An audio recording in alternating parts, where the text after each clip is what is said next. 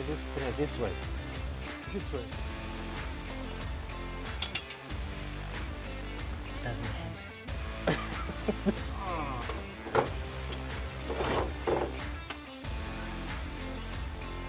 That's it.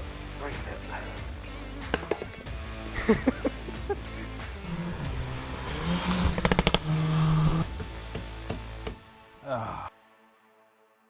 Alright guys, welcome back to another episode. We've got a Volkswagen Golf GTI MK5. Picked this one up a few days ago. Because of time, we had to take it to get painted. As you'll see, we had to get the front bumper bar done, the front grille, right-hand guard, and a few of the other plastic trims on the doors. So to start off with, we'll be doing a basic oil service. We've got man filter, Penrite racing oil, new battery as well as it's completely dead, valve cover gasket. Last but not least, we will be putting in a downpipe. Stick around, watch us install all these pieces, and also we'll be showing you how the tune has to get done in order to do a stage one, and we'll be doing the tune for the downpipe as well. So a few of the nitty gritty bits. We've got a leaking windscreen washer hose, which isn't connected, so we've got to get that connected here. Then we've got a broken door handle, which we have to replace. Yeah. Another issue is the door handle lock, but then this one does not unlock. So very common issue on the Mark V Jettas, Golfs of this era. Now if I lock it, it's stuck locked. So sometimes what happens is it'll stay unlocked or completely locked. Another issue, just the plastic piece that has fallen off, which we'll have to somehow stick back with some proper glue. All right, so we'll start off by removing the air box. We've also got another very common issue on these engines, and that is a leaky vacuum pump. So the seals just go bad and oil just tends to leak everywhere, as you can see, and we'll get that remanufactured as well. So we'll show you how to open that up, change the seals, and it'll be as good as new. These bungs, for whatever reason, they always get stuck on these when you take these off. A lot of you may be wondering why I'm not going directly to a stage 2 tune. So stage 2 would be an intake as well as a downpipe and a tune as well. So with that, you only get about 10 extra horsepower, and I'm not too fussed about it.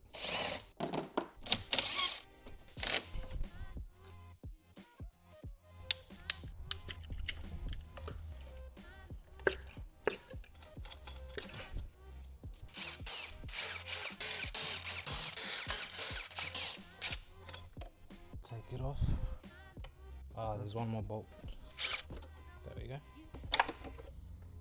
Someone's been here before. They've applied silicone everywhere, which they shouldn't have. All of this red stuff, orange silicone, is red or orange RTV. No good. Oh, that's pretty old. And it's dried up more on the back where the exhaust was, so this is where the biggest leak was. Just the heat from the exhaust and the turbo dries this gasket up. Front board, look. It's cracking everywhere. Yeah, look, wow. I haven't seen one this dry for a long time.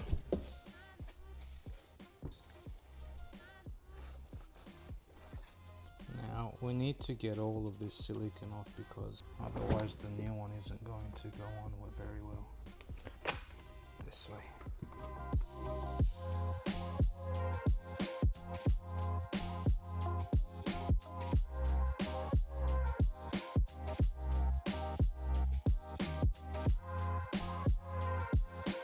Now we have to clean all this gunk off. Again, being careful not to get any silicone inside, because it's this that can get clogged up in the pickup tube, and you'll start having oil pressure issues. How did you find out? Well, just last week we had a car like that. That was fun. See, this guy still put silicone everywhere and it still leaked. It's always good practice. Clean all your metal surfaces before anything new goes on. Just make sure you don't bite into the aluminium, because otherwise you'll be making scars everywhere, and that's not good. And then lastly, just a little bit of steel wool to go across the area, the surface areas. That's it.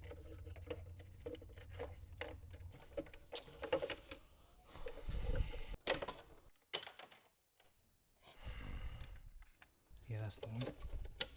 Bingo.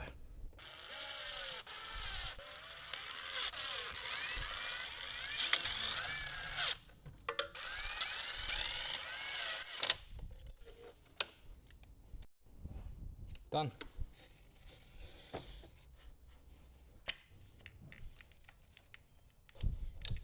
Now it's time to take the vacuum pump off, have a look at all that wheel, and looks like someone was here as well. You take just the cover or the full pump? No, the full pump.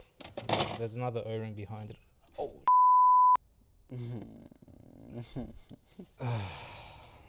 We have another leak. Well, there's another leak. Last GTI we had, I think we also had the same problem. This just snaps all the time. There's nothing you can do. Is there a screw around? Oh man. Fun times. Buy one of these today. I have to take the coolant off. Yes.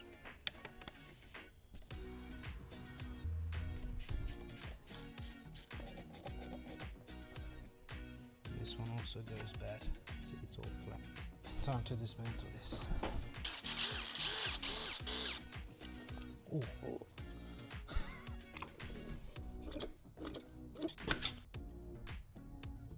Ta-da! So again, someone was here before and they weren't really supposed to do this.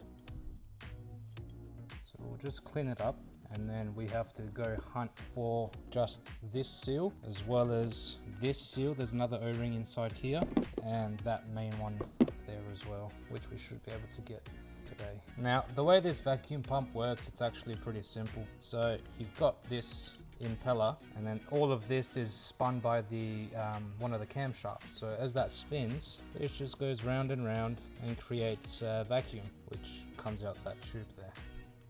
So it's normal for there to be oil in here, it just needs lubrication. And there's nothing really that can go wrong on these. A lot of the times the dealers would want you to replace the whole vacuum pump because they do not sell this O-ring separately. But if you know where to get the O-rings from, you can save yourself a fair bit just on remanufacturing these vacuum pumps. This has to come out too. Yeah. So there's nothing really that can go wrong or break on these. It's a fairly simple mechanism.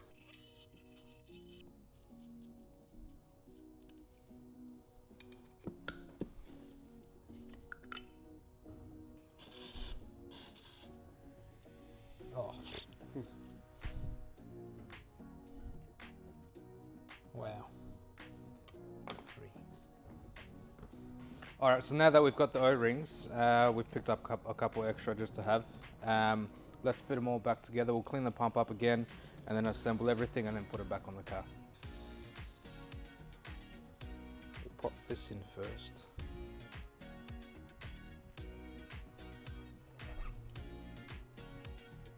Just putting a bit of oil so it doesn't run dry when we first start it up.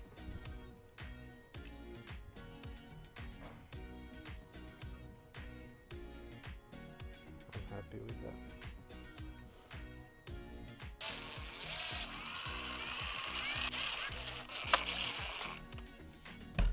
And now, oh, it's already squirting oil. That's it. And that O-ring has been replaced as well.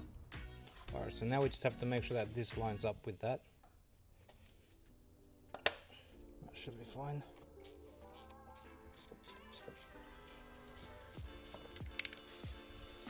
This is just the coolant temp sensor, one of them. Just make sure that's clean before it goes in. Now let's address this issue here. Take this out. I hate these. I really don't like these clips. And I'm thinking we should try and use some clamps. And we'll try these here just so that coolant doesn't leak more than it should.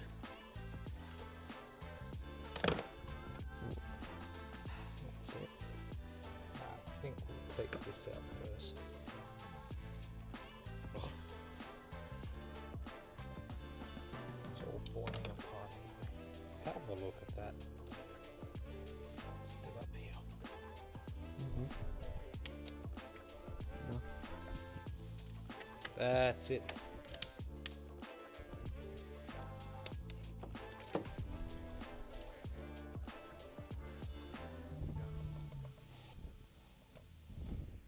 these are like mini grenades.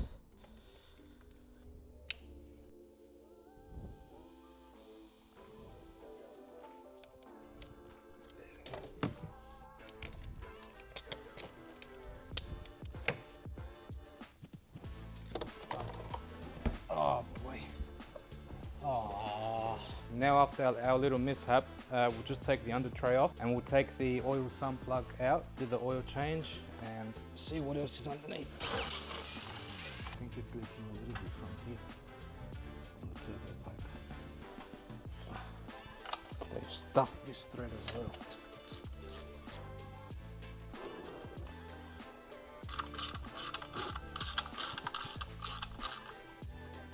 So we've noticed there was an oil leak from the turbo return line back into the sump. And if you have a closer look, you can see the bigger indentations on the left and right, but on the bottom and on the top, not as much. So I suspect that's where it was leaking from. So what we'll do is we'll get some paper gasket, make a new one of these, and then just put it straight on.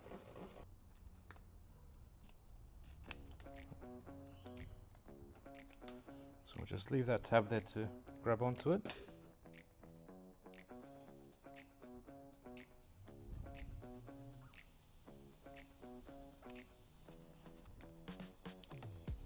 That's how you make a new gasket.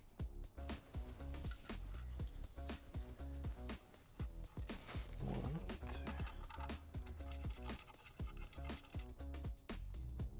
There we go, all done. Oh, wow, man.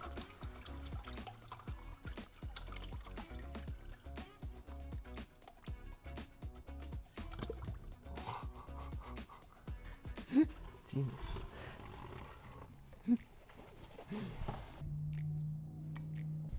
Now it's always again good practice to dip inside oil.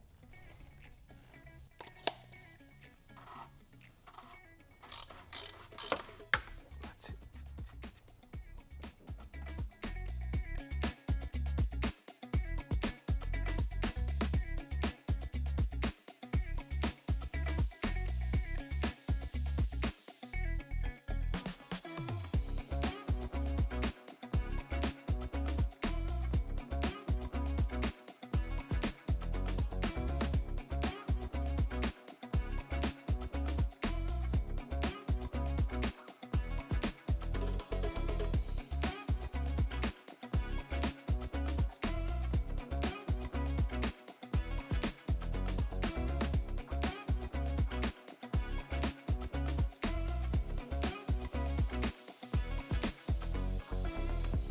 Alright, so now that we've done the vacuum pump service, changed the coolant flange, it's now time for the ECU. We've got to take that out for the tune, and also we'll put a crackle map, adjust the O2 sensors and stage 1 tune on it. So to do that, we've got to take the windscreen wipers off, we've got to take the front cowl off, and we'll show you how to get the tamper-proof bolts off as well.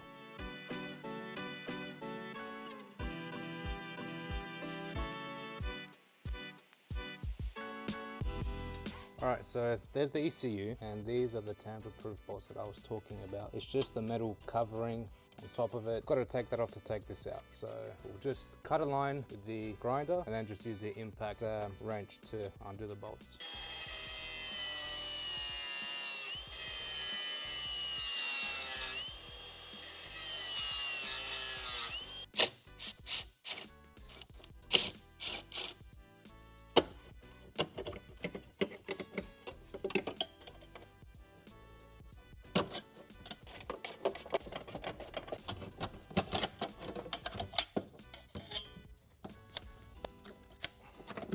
That's it.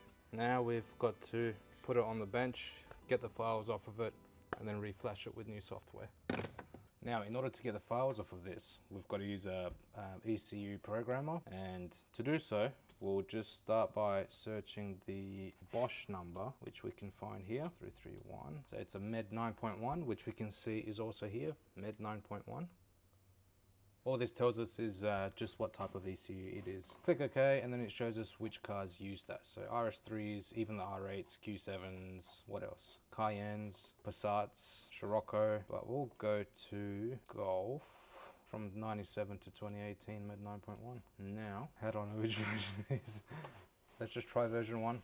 So we'll get our breakout cables, 2 red, 1 pinky purple for the ignition, 1 black for ground, 1 green for the K line. I'll get yellow for GPT3 instead of brown, and then white for GPT2. To do this, we first have to start with this. So power is going to A1, other power is going to A2, ignition to A4, ground to A5, and then these just go on the other side as well. A1 goes to A4, ground goes to A5, K line goes to B3, and then GPT3 goes to B8. B3, B8, B9, and these. Okay, now all we have to do is just match these to that. When we see red, we know we can take any of these two and then go straight to that pin. So pin 5. Go there. I know that ground is always one of these big ones as well, which is that black one, number 1. We'll do the pink one because it's just easier to number.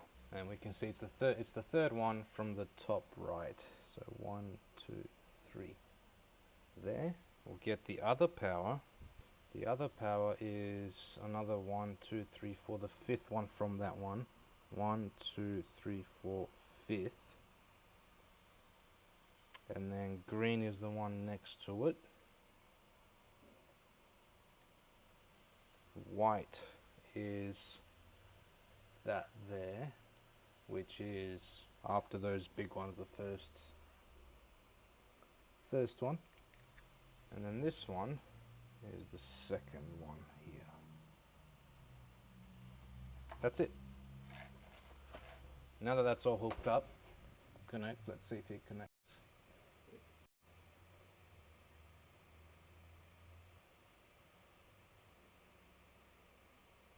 There we go. I think it's read everything. External flash and external EEPROM.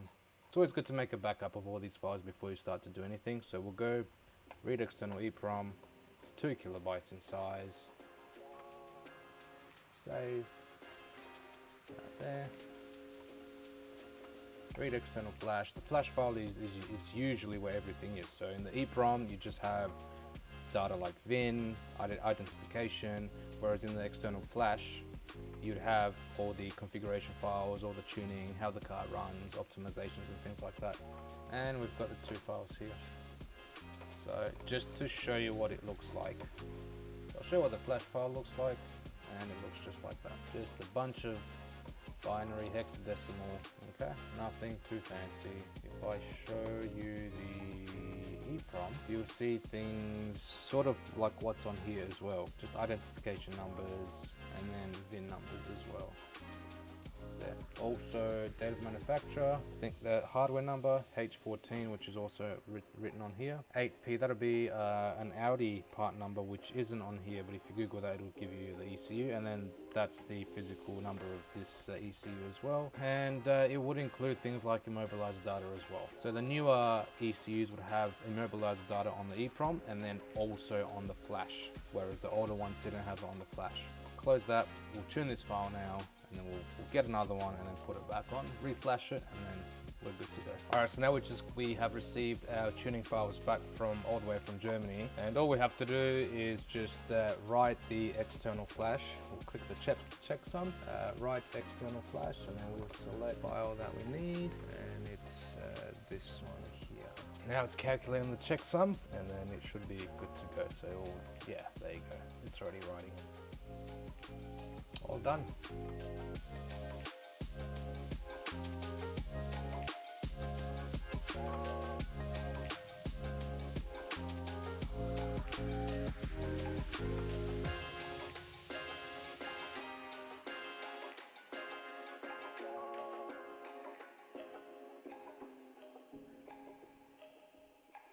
So the downpipe currently sits like that. You've got the turbo on this side of the back, and then 90 degrees and then straight down. So it'll be a bit tricky to get these 4 bolts off, but we'll get them and then have a look where they are at the back. There's a bolt there that we've got to get off. and then there's another 3 on the other side. These have to come off for now, and then the whole pipe will get removed. Now there's a special tool for the oxygen sensors as well. It's just because they can be sometimes quite seized up, so usually it's a number 22. Put this on and then just twist. So let's give it a shot. Yeah, there we go. Looks like that did the trick. That's it. There's 1. 2. How do you get this out? Doesn't fit.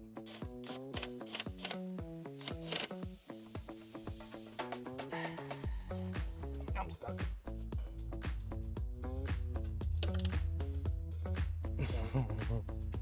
One more. And that's at the bottom. Okay, let's go down.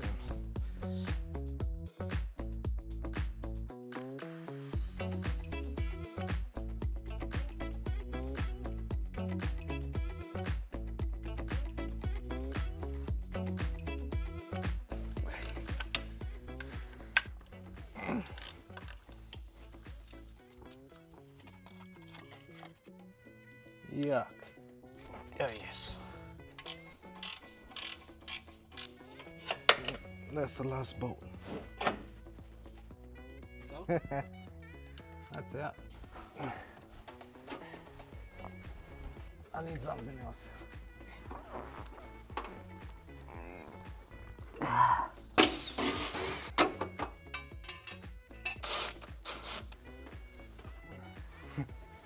Bring a 22, like the socket we did the top one, and a ratchet for the medium size with an extension. And then the breaker bar, that's it, the big one. And the, ow. Stop. No. Yeah, this way. This way. That's my hand. Whoa, it's out now. Man, I'm sorry. This guy would have to be removed, man, completely. So I need number 10 to take this off because the connection is here.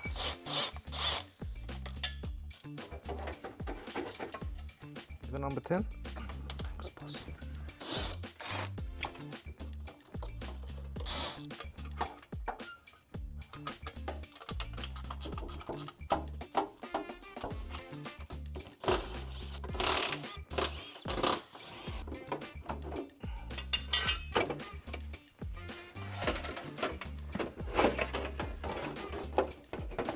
Hang on.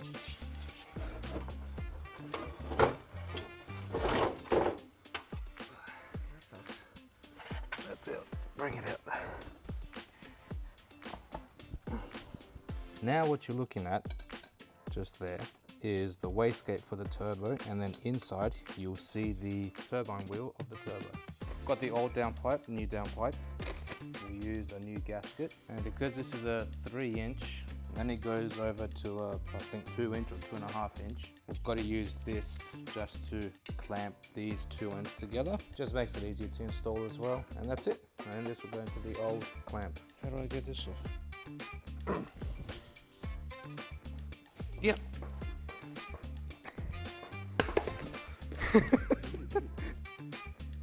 Much easier. Ta-da.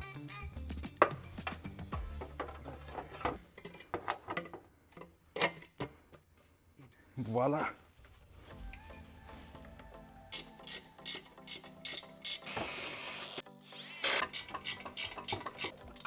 How am I supposed to get... Hang on, I lost it. I lost it, dude. Ah.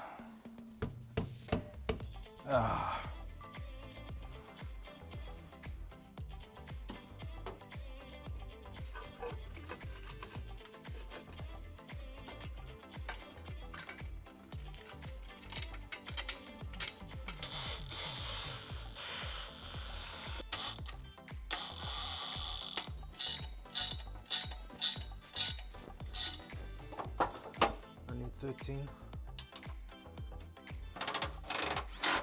That's good now. That's it.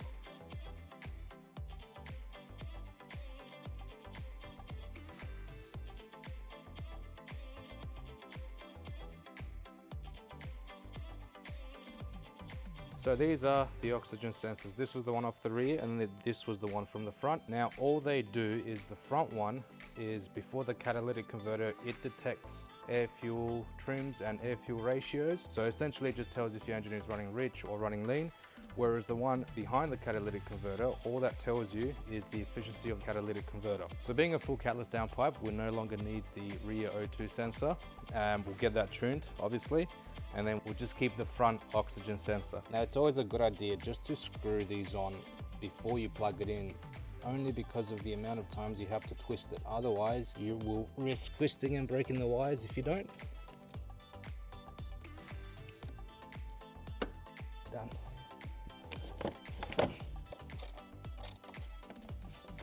Protector. Now we'll try and get the ECU back in. I think that's in. Get the harness. There we go. Let's see if it starts. Start it up.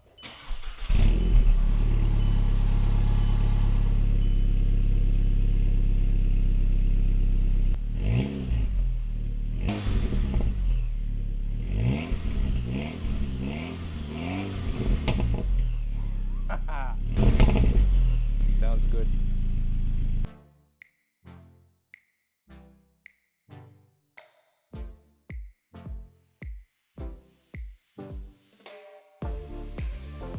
Now we'll try and fix this little hose that just was broken here. So what we'll do is we'll pop this one back. We'll get a zip tie to secure that back in, and we'll just heat this one up a little bit and stick it back on. You know what? Might be easier this way. There we go. And now, just to make sure that these won't come off again, we'll just put these two zip ties and they should be good for now. Just like that. Now this is the door lock actuator. Very common issue on these Mark 5 Golfs and Jettas. They stop working. Now to replace these, you actually have to take the door skin off. Good thing about this car is the door skin is bolted on and comes right off. Now you have to be really careful when you put these back together, especially on this side, because they've got different lengths. If you put this longer one on the bottom, it'll actually pierce into the door skin and protrude out. I know this because I've done it once before. So you want to make sure you get the longer ones where they were before and the short ones where they were as well. And that's all. Now we've got to take the door handle off. We've got to take this bit off first. There. Take the handle off. Just like that. One more screw on this side. That's the door skin off. And by the way, that screw that I was undoing from this side is just that screw there. So all it does is it moves this piece of metal back and forth, and that just locks this in place. Okay, so when we move it, it pivots across this. There you go, and that's back in now. Now we've just got to take these two bolts off. Okay. So this is the bad one. Bad. Good. Now this is a second-hand one. We do have another one just off to the outside. Hopefully it'll work, and hopefully it won't give us any more headache. And to test it, we'll close the doors. Close that. Now the car thinks closed, locked. And if we try and open it from the outside, it's good. And unlock. There we go. So I think this has got the, yeah. With this car, as soon as you unlock it just once, it does the driver's side door. Press it again, it does all doors. So I'll call this a success. We'll test it once more. Lock. Outside door handle, that's fine. Unlock once, twice, that's moved. And that latch has opened up now too. So let's put it all back together. We're all good to go.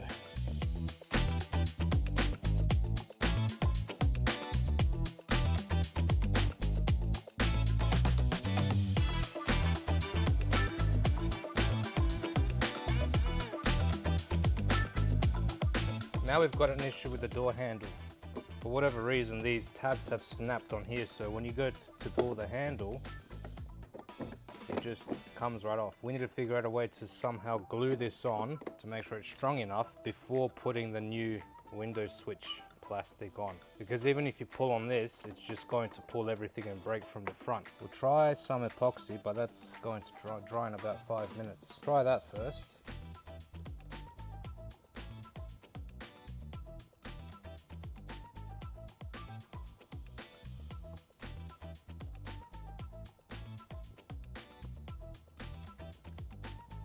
Yeah, just like that.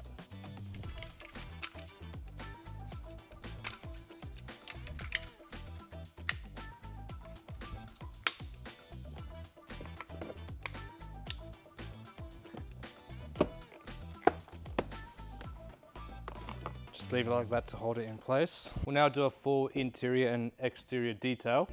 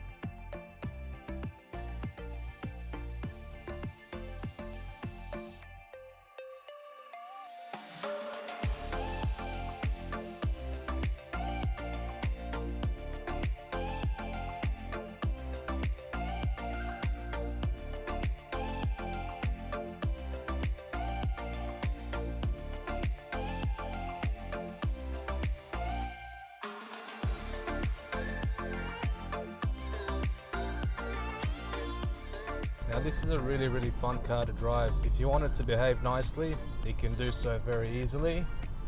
Very comfortable car to drive. It's not noisy, not crazy, doesn't scare anyone. But then when you want to have a bit of fun in it, it can do so very easily also. Now have a listen to these clips of a few drive-bys and let me know what you think.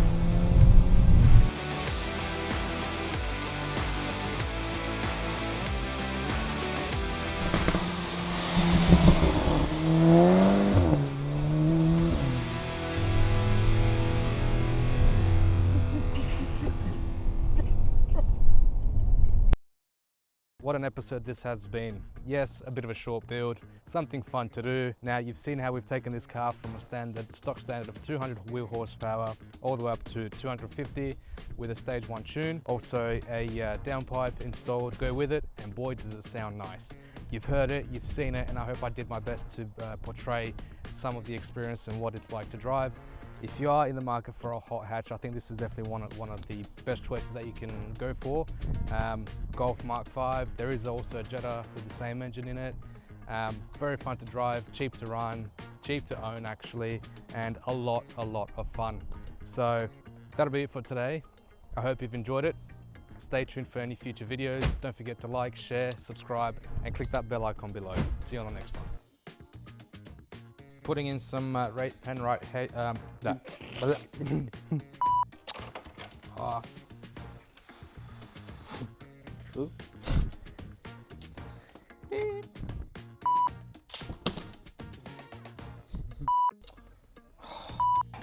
Ow. Just hope for the best without the. No.